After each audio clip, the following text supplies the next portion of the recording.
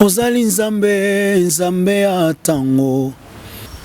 Ozali nzambe, nzamba makoki. Vous voyez donc, juste pour vous dire qu'il n'y a pas d'élévation sans l'histoire.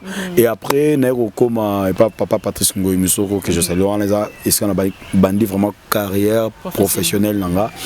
Et l'on connaît, olembana nangwe.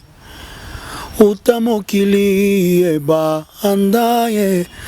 Nalikambo nyonso zanga jamais solution.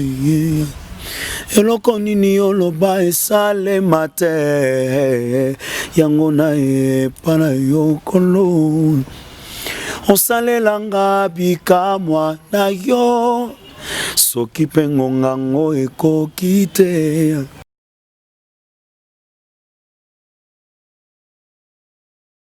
Toki nzamana kokota na chorale na âge ya à 7 ans, bah écoute, dans la chorale, il y a G2, on va te dire, moi. To kende en maison, n'a posé la question 9 bonnes années. To montrer que bah œuvre non mort t'es pas frère Patrice. Au sala œuvre moko, au sala solo moko, au sala vocal, on n'a jamais eu le temps de savoir ça.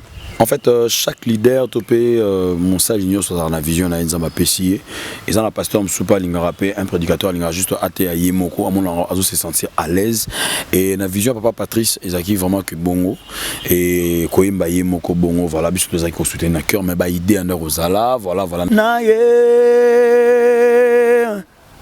malade nini yobiki sakate Mbobola nini osilisate mobali nini oboya ye abala ngate.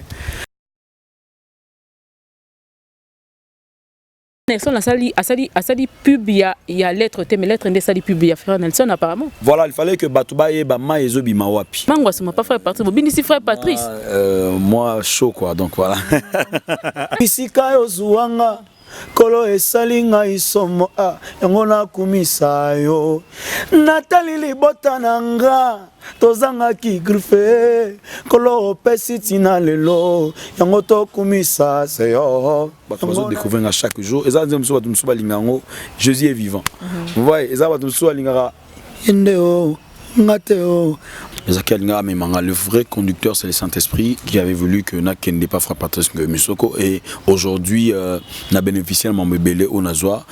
Il est vivant dans l'Inga, c'est le Des bons moments, c'est très bien de voir les gens témoigner comme ça. C'est très bien parce que les autres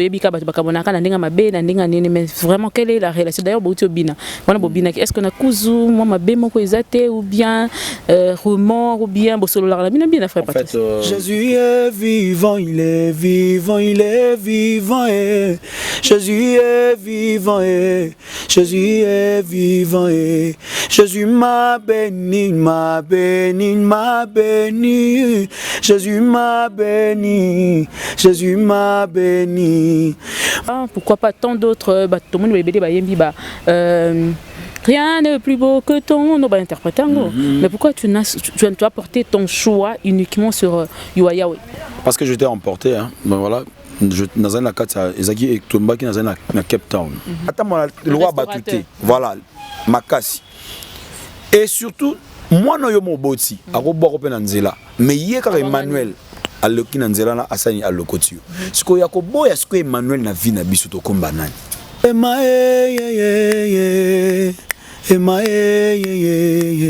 Qui réserve bon. Ema vas-y Ema Ema mon abri Ema